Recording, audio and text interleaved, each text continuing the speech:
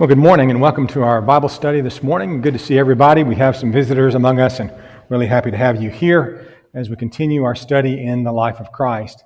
Good to be back with you this morning. I've been gone to lands far away for the last couple of weeks, but happy to be back today and thankful for those that substituted for me while I was gone, especially for Wayne for taking this class. I think he knows more about this actually than I do, but for some reason, he prefers for me to teach it. I don't know why that is. In any case, glad to be back with you doing that today. We're going through the life of Christ, and we're in this sixth of the 7 periods of his life as we break it out in the Mauldin material at least. This is the last week of his life. We're actually looking at the crucifixion today, and we'll be focusing on the details of that and some of the lessons that we can get from the crucifixion. Our account that we'll look at primarily is the account of Mark, and this will be Mark 15. The syllabus had 12 through 32. Really, it's I think you already covered maybe 12 through 15, but we'll be looking at that. The other references are up there as well. Mainly, we'll be in Mark and referencing some of the other accounts as well. So this is Jesus being sentenced, account that we're all pretty familiar with. And then Jesus on the cross, again, something that we're all hopefully very familiar with. I hope that we'll bring it fresh to us this morning and refresh it in our minds. It'll be beneficial for us as we take the Lord's Supper a little bit later to be able to think about these events. Beneficial for us, period, I think, as we consider what Jesus went through for us. So that's what we'll be looking at, and I encourage you to look now at Mark chapter 15. As Jesus is brought to Pilate by the Jews, Pilate's doing all sorts of gyrations and various things to try to get out of crucifying Jesus and placate the Jews at the same time. And he's not really happy, as you can tell by reading the text and looking at some of his reactions to things. He's not really happy with the Jews, certainly. He's not terribly excited to deal with this problem that they presented to him. He understands that they've sort of put up Jesus because they want him to give the okay for crucifying Christ. And he sees their political motivations and their envy of Jesus as a leader of the Jewish people. So all of that is coming to bear as here during the Passover, it was customary that a prisoner would be released to the Jews, kind of to show them a favor by the occupying Roman armies. So Pilate allows the Jews to choose between Jesus and Barabbas, who is described as a murderer and a rebel. The name Barabbas is a fascinating name. Bar is Hebrew for son of, it's a prefix, and then Abba means father. So literally, son of the father or son of a father is the name of the meaning of the name Barabbas.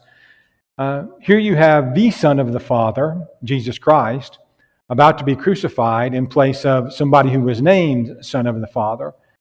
The person who was that criminal and that rebel, in a lot of ways represents all of us. Jesus died in our place in more than one way, I think. But here you have that really interesting exchange. Pilate would allow them to have Barabbas released, who was, as the text says, a murderer and a rebel. But the chief priests stir up the crowd to ask that Barabbas be released. I think it's important to remember that less than a week ago in the life of Christ, there were huge multitudes that greeted him with praise and hallelujahs as he entered Jerusalem. Hosanna, blessed is he who comes in the name of the Lord, the King of Israel, they had said. And so they had lauded him as king just a week before. Now you have a lot of people shouting out, crucify him, because he claimed to be king. I would say, in my estimation, that there were not a lot of people in that second crowd who were also in the first crowd. Just a guess, I don't know for sure, but it would be hard to fathom how people who had proclaimed him to be king knew that that's what his claim was, can now be screaming to have him crucified because he claimed to be king. So this was the opposition. The fact that the chief priests were stirring them up to do this indicates that these were people who were following the chief priests. The chief priests had the order in the temple. Jesus had greatly disturbed the order in the temple during this last week, just a few days before this. You might remember driving out the money changers, turning over the tables, and all of that sort of thing, as well as contradicting virtually every Jewish leader in the temple in the previous week. So he made a lot of enemies. If he hadn't made them before, he made a lot of enemies that week among the Jewish leaders. And I think it's most likely that at least most of this crowd then there were just people who were on the side of the Pharisees and the Sadducees and the leaders of the Jews and the chief priests, probably to begin with, that would be shouting for the crucifixion of Christ. Pilate, as I said, knows the Jews are motivated by envy. He again asks what they want done with Jesus, and they just cry out, "Crucify him," in this sort of bloodthirsty mob scene. Pilate asks why, give him a reason. He's already asked that a couple of times, but they just cry out, "Crucify him." So in order to gratify the crowd and placate the Jews, Pilate releases Barabbas, scourges Jesus in verse 15, and delivers him to be crucified. I think Wayne in the last class spent some time talking about the horror of a Roman scourging. It would have just been hard to watch, almost brutally painful to experience. And Jesus goes through that for us. And that was but really the beginning of the physical pain that he's going to endure. The emotional pain, the spiritual burden that he has to bear, in his case, is just adding to all that he's suffering. The word that the Bible uses for suffering is the word pathos. We get our word passion from that. Sometimes this is called the Passion of Christ. In fact, there was a movie a few years ago, you might remember, The Passion of Christ, that was about the crucifixion of Jesus. And it comes from that Greek word that is translated in our Bibles as suffering. Jesus suffered immensely through this beating and through all else that's about to happen to him. So that gets us to text that we haven't looked at yet. That was all by way of review. And we're in verse 16 of Mark chapter 15. The soldiers led him away into the hall called Praetorium, and they called together the whole garrison. Right adjacent to the temple in the time of Christ, there was a huge fortress that was the barracks for the Roman troops in this area. It was called Antonia Fortress. It was actually connected to the outer wall of the temple. And it housed a very large number of troops. They take Jesus into the Praetorium, which is actually the governor's palace, and the hall in there, to abuse him. And they get a bunch of their fellow soldiers, maybe who are still over in the fortress, to come. And so it gets to be a pretty big mob scene, I gather, of soldiers having fun, as they would consider it, with a condemned criminal. Roman soldiers were known for their cruelty to anyone that Rome considered to be an enemy. They were fierce on the battlefield. They were fierce putting down any sort of uprising and oppressing the people that they had gained control of.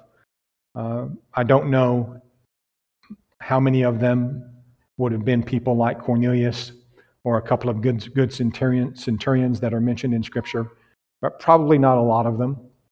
Probably not a lot of them were of good heart. In any case, they take him to the Praetorium, and they begin to basically make sport of mocking him and causing him more grief and pain. They clothed him with a robe of purple, which is the color of royalty. They twisted a crown of thorns, put it on his head, and they began to salute him, "Hail, King of the Jews."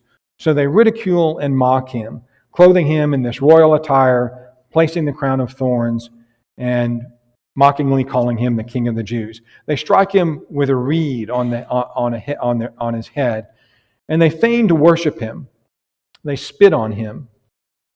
One of the things about spitting on a person it's a universal sign of gross disrespect. I find this in a good number of cultures that I've traveled to. I realize that spitting on a person is universally regarded as not being nice, to say the least. And it happens a lot of different cultures, and it's been happening for thousands of years. In fact, it was a sign of contempt all the way back in the days of Isaiah. In Isaiah chapter 53, that great description of the suffering Messiah, Isaiah said in Isaiah 50 and verse 6 about the Messiah, he says, I gave my back to those who struck me, and Jesus has done that, my cheeks to those who plucked out my beard. I did not hide my face from shame and spitting. Jesus willingly is experiencing all this. He knows it's coming beforehand. He recognizes, I'm sure, himself as the object of this prophecy. In Matthew chapter 27, in the parallel in Matthew's account, let me just read how he describes this. Matthew 27 and verse 28. The soldiers stripped him and put a scarlet robe on him, and they had twisted a crown of thorns. They put it on his head and a reed in his right hand, and they bowed the knee before him and mocked him, saying, Hail, King of the Jews. Then they spat on him, and they took the reed and struck him on the head. So initially they'd given the reed as a staff that a king might carry, but now they grab it from him and they beat him with the reed that they'd given him to dress him up as a king. Just entirely trying to humiliate him. Later on, when Isaiah is quoted in the book of Acts, the term that's used is humiliation. In his humiliation, his justice is taken away. Truly, it was humiliating. So Jesus is enduring all of that, Wayne. Yeah, and he could have called 12 legions of angels, right? Didn't have to do any of this. He chose to do so. We can understand more why Jesus said, "Let this cup pass from me." Right. He would certainly have preferred, as anyone would, not to have to go through this, but he knew it was his Father's will, and he knew the reason for it. And so, not my will, but yours be done. He was willing to do the Father's will and not his own, to please his Father. Anything else? Just thoughts or comments at this point, this juncture?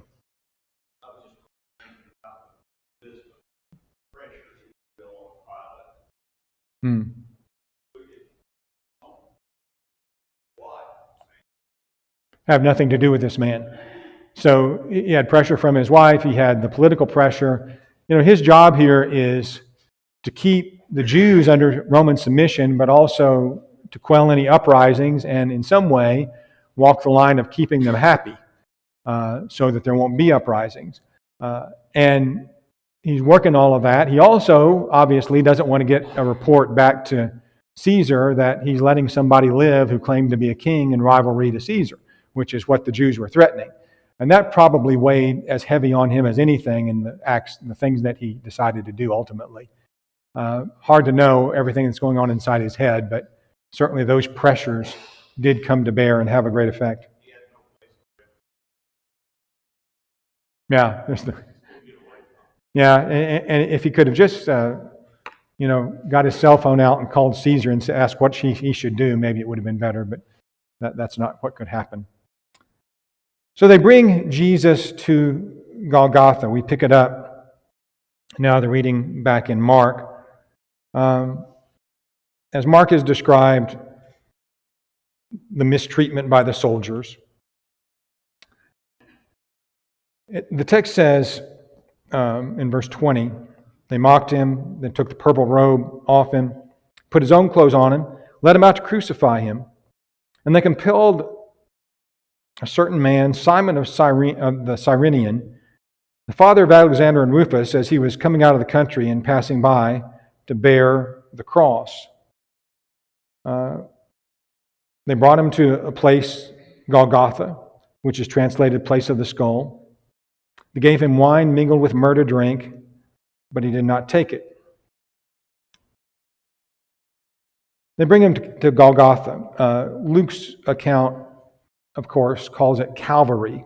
Golgotha is a Hebrew Aramaic name, and Calvary is a Latin name, but they mean the same thing, basically the skull or the place of the skull.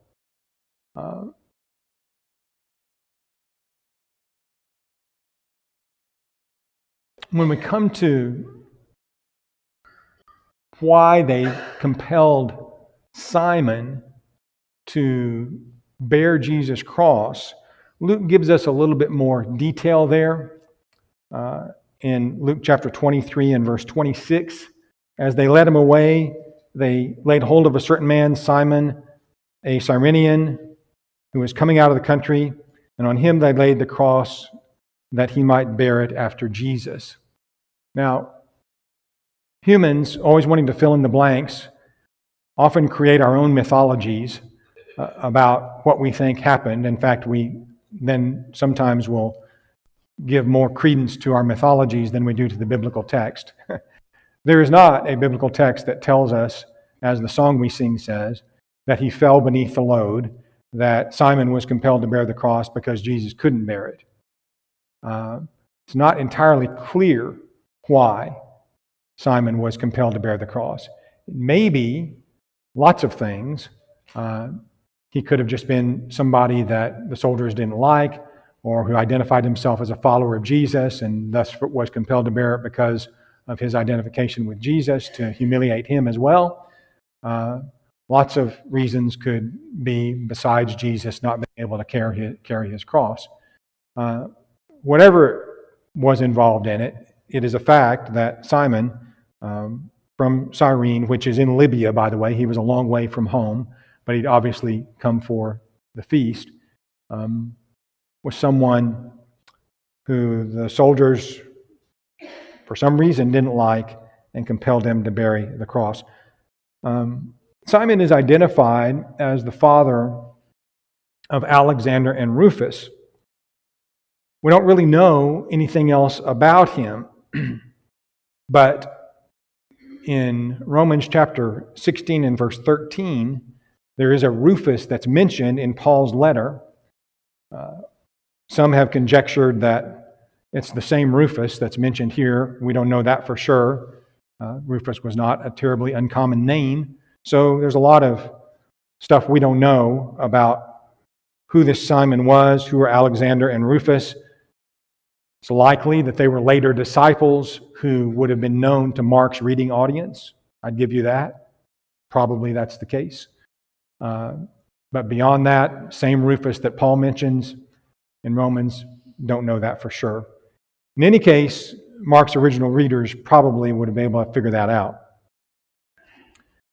As I said, they bring Jesus to Golgotha and Calvary, and those names mean the same, place of the skull. That's a picture of a cliff face just outside Jerusalem. It's known as Gordon's Calvary, after the man who identified it. Whether or not it is the actual Golgotha or place of the skull is a matter of dispute. We have no way of knowing for sure. Archaeologists and scholars who've studied this would say that this is close to the right place, at least. It's on the right side of Jerusalem, just outside the city wall, which would be a place he was crucified. In the time of Jesus, it's likely that the place of Golgotha and the place where he was subsequently buried was closer in, what was then still outside the wall of Jerusalem, but is not any longer. In any case, I show you this picture for a couple of reasons. There is a slim possibility this could actually be the place. Why would it be called the place of the skull or Golgotha? Gordon theorized that if you look at that cliff face closely, it kind of looks like a skull. You've got two eyes there, and maybe a nose, and maybe they called it the place of the skull for that reason. And that's a possibility. It is, as I said, in a close proximity to where Golgotha must have been. The other thing, it might have been just called the place of the skull because it was customarily where they executed people, put them to death by crucifixion. In any case, it was no doubt a dark and dreary place. You don't get a name like that by being, Disneyland, right? So it's a dark and dreary place, and Jesus will be crucified there. Just one other thing, I've made this observation before. We have lots of songs that talk about Calvary. Calvary just seems in our English language like a really nice word, doesn't it?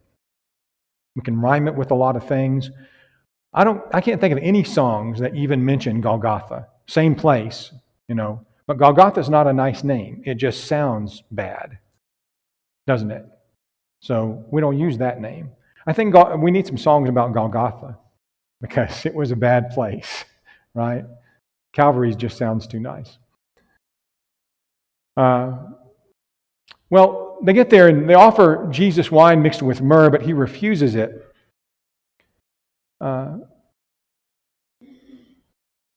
Later on, when he cries, "I thirst," in both Mark's account and John's account, they bring him some sour wine and he receives it. Again, the song that we sing, 10,000 Angels, is incorrect about this. It says he cried for water, but they gave him none to drink. Actually, when he cried, "I thirst," they did give him something to drink in the accounts right at the end, right before he passes.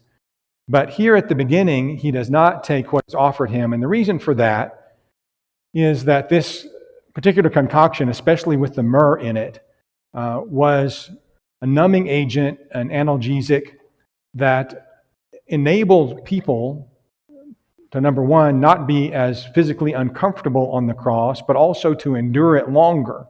So it was given not out of nicety or because you cared about somebody's pain and anguish, but because you wanted to prolong it. And he refused it, I think, on that basis. It's like being given medicine that's going to allow you to endure pain longer before you pass out. So I think my understanding is that would be a reason, at least, for refusing to take it to begin with. 6 hours later, when he is dying, and we'll get there in a minute, he does tell them he thirsts. Okay, so Jesus was nailed to the cross. That's not specifically stated in this text or any of the texts that describe the crucifixion. We know that people were generally nailed to crosses, not always, but generally they were nailed, hands and usually feet. Sometimes the hands were nailed and the feet were just tied or let loose, but often the feet were also nailed. We know, however, that Jesus was nailed. It was prophesied that he would be pierced, but also in John's account, in John 20 and verse 25, Thomas wants to see what? The print of the nails in his hands. So Thomas testifies that Jesus, in fact, was nailed, at least in his hands. What you're seeing here is a model of how somebody might be crucified. The Romans actually did this a number of different ways. There is no standard. There's no standard even thing that they crucified on. It was often a cross like a T, as we imagine. Sometimes it was a cross like an X. Sometimes it was just a pole. And they would do it, they would crucify people in different configurations. So there's no standard Roman manual for this is how you're supposed to crucify a person. We don't know all of that. What's come to us over the centuries is just a human tradition of which way they may have chosen. Could be right, but no one knows for sure. In 1968, a Jewish tomb containing an ossuary, which is a stone bone box, sort of a reburial box, it was discovered at a construction site in Jerusalem, dated to about 21 AD. It contained the remains of a young Jewish man who was crucified in the first century. As was the custom of the day, the victim's name was scrawled on the box, and we have many of these ossuaries have been discovered. His name was Johanan, son of Haggakol, and so we have his identity. Oddly, we don't have a lot of skeletons. We have a lot of skeletons and remains of people from that day, but not a lot that indicate that they were crucified, although Romans crucified a lot of people. So that's what's odd. But this is what the spike looked like that they found with the ankle bone still there, and spike with a curved end, suggesting that they nailed him to the side of his foot through a board and then bent the nail to keep his foot there.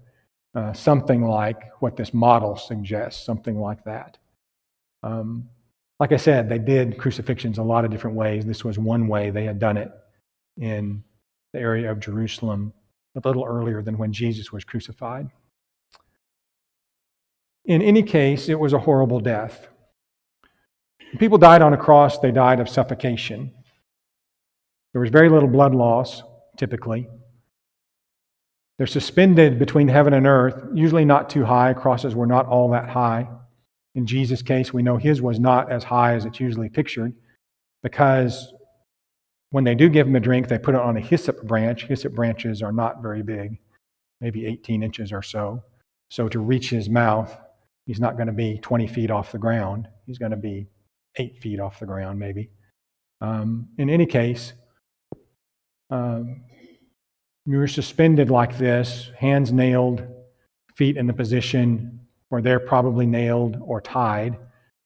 And the purpose of stabilizing the feet normally would be that when you held yourself in this position, eventually all your muscles here begin to contract such and just completely freeze, and you can't get a breath. And so you need your feet to push up and get the weight off of your hands so that you can breathe. Of course, if your feet are nailed, you can't hold that position very long. So then you're going to sink back to get the weight off the feet and put it back on your hands, which is going to basically strangle you. So you're going up and down between being able to breathe or not, or being able to put pressure on your feet, which are probably nailed. So you're, as one of our songs says, literally writhing in anguish and pain. Most people, it would take about 48 hours to expire on a cross. Sometimes up to 4 days. And I believe there's one account where somebody lasted 2 weeks on a cross before they expired. Jesus went pretty quickly, probably because of the beating that he'd endured, which was not always the case before they put someone on a cross. He'd been beat half to death already, and the blood loss and pain from that no doubt hastened the death here. So an inscription is put above Jesus, Mark 15 and verse 26. This is the declaration of the accusation against him. This is the reason that Pilate is giving for crucifying him. And also, of course, to humiliate the Jews who caused all this trouble for him. Here, the king of the Jews is, well, here's your king. And of course, they say, don't say the king of the Jews, say he said he was the king of the Jews. And Pilate famously says, what I have written, I have written. It is what it is, basically, and it's going to be what it is. And essentially, he's in a way showing favor to them, but also saying, hey, we're in charge here, and we're going to crucify this guy as your king to humiliate you as well as him. I think that's Pilate's purpose in that. He had had enough. I don't know that I can express that strongly enough. He'd had enough of messing with them. So it's written in three languages of the day that various ones of the public could read: Hebrew, Latin, and Greek. And depending on which translation, which gospel account you look at, the wording is a little bit different. And what accounts for that could well be the fact that it's written in three languages. And which language is being translated? It's being translated from whatever language it's written in into Greek. This was a common problem or issue in New Testament times in the life of Christ. 3 or 4 languages are being spoken. The New Testament is written in Greek. Probably most all of the books were originally written in Greek, we think. They all come down to us in Greek. But in any case, you've got multiple languages being spoken and written and then translated. There's always an issue with that. And that accounts, I think, for variations that we have in the gospel accounts in bringing words and phrases over from whatever language was being spoken, sometimes Aramaic as well. In fact, when we get looking at the things Jesus said, we'll see some Aramaic being spoken. There are 2 robbers that are crucified on either side. This is somewhat in the fulfillment of prophecy. Isaiah has said in Isaiah 53 and verse 12 that he would be numbered with the transgressors. And certainly that was the case. He was numbered with the transgressors, killed as a criminal. Those who passed by, the Jewish leaders, even the robbers, began to mock and ridicule Jesus. One of the robbers, I take it, changes his tune. Maybe he began to mock and ridicule Jesus, but Luke records an astounding account of one of the robbers confessing Christ as king, in essence, and asking to be remembered by him when he comes in his kingdom. This is Luke 23, verses 39 through 43. One of the criminals who were hanged blasphemed him, saying, "If you are the Christ, save us and yourself." The other, answering, rebuked him, saying, "Do you not even fear God, seeing you are under the same condemnation? And we indeed justly, for we receive the due reward of our deeds, but this man, he has done nothing wrong." Then he said to Jesus, "Lord, remember me when you come into your kingdom." And Jesus said, "Assuredly I say to you, today you will be with me in paradise." Jesus acknowledges this man's acknowledgement of him as a king, saying, "Remember me when you come in your kingdom." We have to remember Jesus had not yet died yet. This man does not become a Christian in the way that people did after the resurrection was preached in Acts chapter 2. Jesus was still living, and as a living king, he could make any declaration he wanted to at this point. But the man's faith was astounding here on the cross. The scene is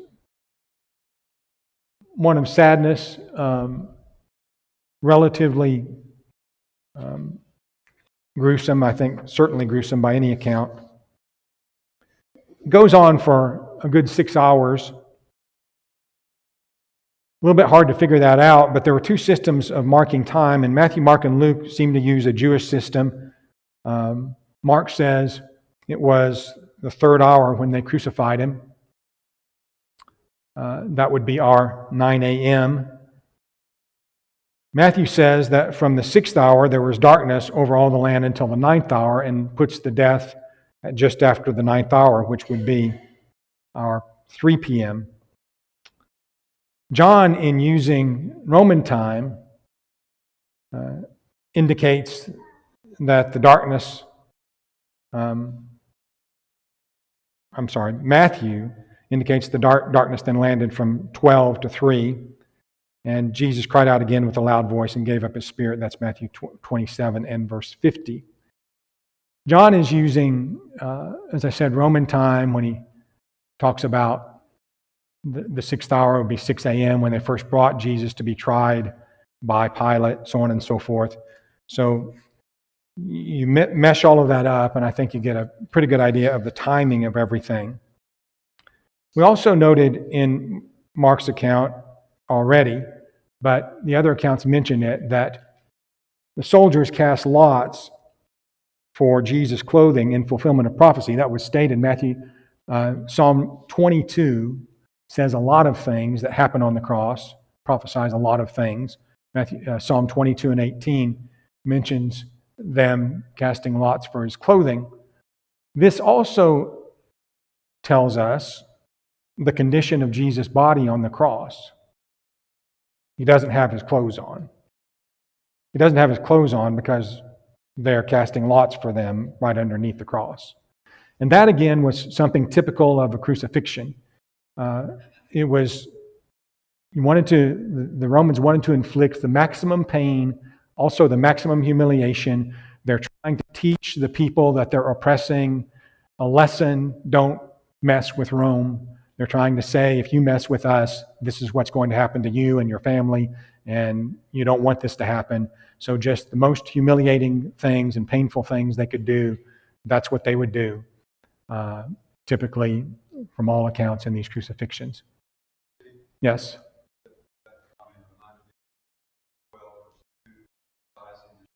Yeah. endured the cross, despising the shame, sat down at the throne of the Majesty on high. Right.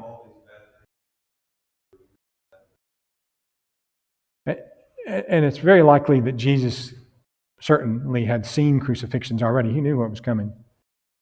Somebody else? Jesus utters 7 sayings on the cross, and they are poignant, each one of them. Father, forgive them, for they know not what they do. As they're nailing him to the cross, at the initial part of the crucifixion, that's what he says. He tells a thief, today you will be with me in paradise, offering another person hope who's dying the same kind of death that he's dying. He gives charge of his mother to the disciple whom he loved. Woman, behold your son. Behold your mother. We think that was probably John the Apostle. In any case, that's told in John 19 again, thinking of others while you're in this excruciating pain. How do you do that? How do you concern yourself with the status of your mother, with the feelings of a man who's dying next to you, with the eternal salvation of the people who are crucifying you? These are the things Jesus was concerned about as he's dying on the cross. Others. My God, why have you forsaken me? Is a quote, of course, from Psalm 22. It's how Psalm 22 begins. And all the things that are said in Psalm 22 descriptive of a person dying in agony. Jesus saying this would have taken people's minds back to Psalm 22 and his reference here that God did forsake the one who's being spoken of there, but ultimately God helped the one who is being spoken of there, if you look on in Psalm 22. God forsook his son in this way. He let him go through this. He turned his back while people did this to his son.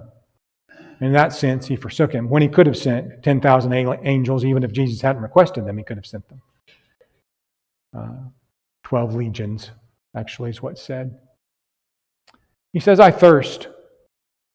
I'm not sure about why he says this. It's right toward the end.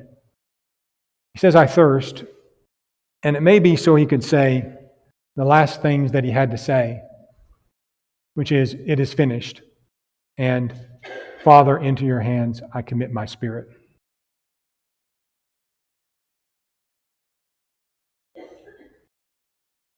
Seven things. A lot of power in those things. The cross is the centerpiece of God's eternal purpose. He created us. He knew we would fall away from him. He had a plan for it already before the world ever began. And the plan centered on the cross. Colossians chapter 1, verse 19, it pleased the Father that in him all the fullness should dwell, talking about Christ, and by him to reconcile all things to himself, by him, whether things on earth, things in heaven, having made peace through the blood of the cross. God brings it all together. The point of his creation, the point of us, is brought together in reconciliation and peace in the blood of the cross. In 1 Corinthians chapter 2 and verse 7, we speak the wisdom of God in a mystery, the hidden wisdom which God ordained before the ages for our glory. This was all intended for our glory. God intended it, his eternal intention, before time began, which none of the rulers of this age had known, for had they known it, they would not have crucified the Lord of glory. Christ was the Lamb slain from the foundation of the world. And we picture that in our mind as we look at the cross. All right, well, time is past being up, and thank you for your attention and participation this morning. We'll pick up there, Lord willing, next time.